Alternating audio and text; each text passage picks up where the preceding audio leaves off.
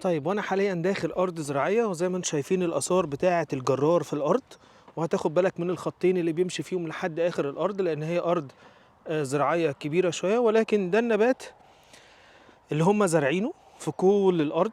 انا معرفش اسمه ايه، ولكن زي ما قلت لكم التكنولوجيا دلوقتي ده البرنامج. فانا هفتح اقول له خد صوره، ممكن اقول له اي ار سكان، او ممكن اقول له اعرف لي النبته دي نوعها ايه، وهاخد صوره وهيبتدي هو يعمل سكان زي ما انتم شايفين للزرعه اللي مزروعه في الارض، وعشان يقول لك ديت اسمها ايه.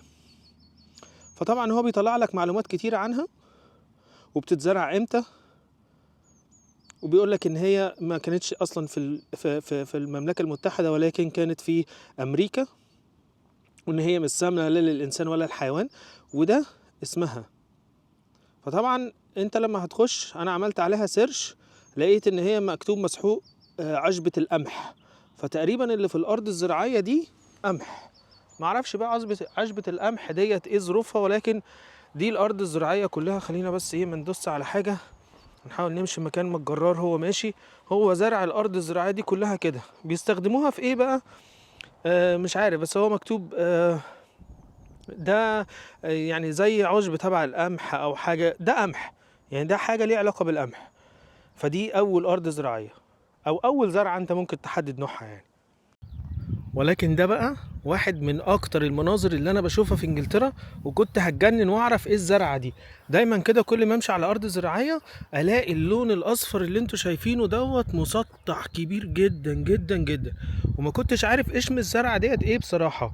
وانا دلوقتي هنعرف الموضوع دوت مع بعض. يعني الموضوع مش اسهل حاجه ولا احسن حاجه، ولكن خلينا نشوف نوع الزرعه دي ايه. فانا هصورها دلوقتي. انا اتفاجئت بالنوع ده. الزرعه دي طلعت كرومب، ده اسمها برسيكا زيتيه، ومكتوب ان هو بقى الكرومب الزيتي. الزرعه من تحت والظهر اللي فوق ده، يعني اللون الاصفر ده زي زهره، ولكن هو يعني الشجر هي اللي من تحت يعني. فده نوع من انواع الكرنب، كاتبين ان هو نوع نباتي. الفصيله مش عارف ايه، موطنها غرب اوروبا، ويعتبر نوع من اهم انواع الكرنب والملفوف والارنبيط والمش عارف ايه الاسود. فده واحد من اهم انواع الكرنب على كلامهم يعني. فكل الاصفر ده طلع كرنب. معرفش انا صح بقى يا جماعه ولا غلط، ولكن انتوا تقدروا برضو اللي عنده افاده في الزراعه يقول لنا يعني. ونيجي بقى للزرعة المهمة اللي دايما بيستخدموها في ان هم يعملوا السور او يحددوا الارض الزراعية. لو هتاخد بالك الارض الزراعية ده المدخل بتاعها، وهتلاقي بعد كده في سور من الزرع معمول اهو. ديت الزرعة، انا برضو معرفش اسمها ايه، فهروح بالبرنامج اعمل صورة وهقول له حدد لي نوع النبتة ديت. طبعا برضو انا عملت عليها سيرش، فطلع اسمها ايه بقى؟ شلتات نباتات الزعرور البري الحية، ده الاسم بتاعها. الزرعه اللي انتوا شايفينها قدامكم دي اللي هو بيحدد بيها السور بتاع الارض الزراعيه ككل، يعني لحد الاخر بتاع الارض الزراعيه. طبعا انا برضو مش عارف هي ايه بالظبط، ولكن اكيد الناس اللي عندها خلفيه هتاخد برضو بالك من الارض الناحيه التانية، هتلاقيه برضو زارع نفس السور بتاع الارض دي، هو مزروع هنا. وديت اخر ارض زراعيه انا هخشها عشان نعرف المحصول اللي زارعينه ايه. خلينا نخش على المحصول ده، شكله زي ما يكون بصل، معرفش، بس خلينا كده برضو ايه نفتح البرنامج ونقول له سكان وورينا الزرعة دي ايه بقى. هي تقريبا نفس الزرعة الاولانية اللي انا كنت واخدها. خلينا كده بس اعمل كوبي وانتوا بتتفرجوا على الموضوع، واروح هنا اعمل عليها بحث. يمكن هي تقريبا نفس الزرعة قمح. ده النتيجة اللي طلعت في البحث، لو واخدين بالكم ده القمح.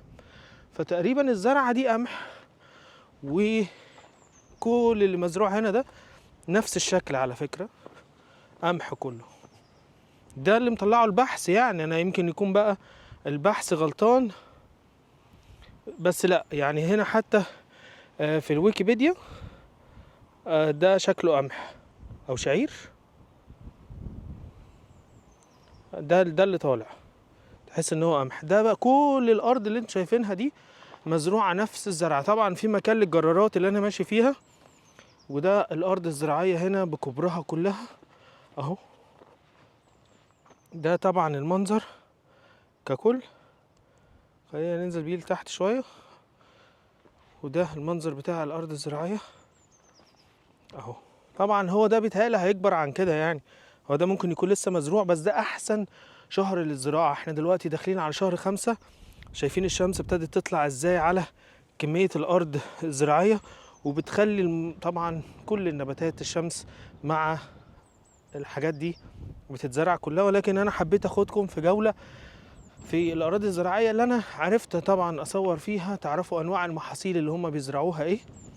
اراضي طبعا كبيره جدا جدا جدا زي ما انتم شايفين على اليمين والشمال، كل واحد ليه ارضه.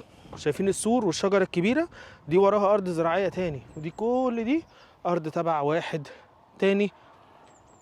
والجرارات انتوا خلاص عرفتوا واخدين بالكم من الارض، السير بتاع الجرار لحد فين. طيب اتمنى ان الفيديو دوت يكون عجبكم. موضوع المحاصيل في الاراضي الزراعيه انواعها ايه والدنيا بتاعتها ايه.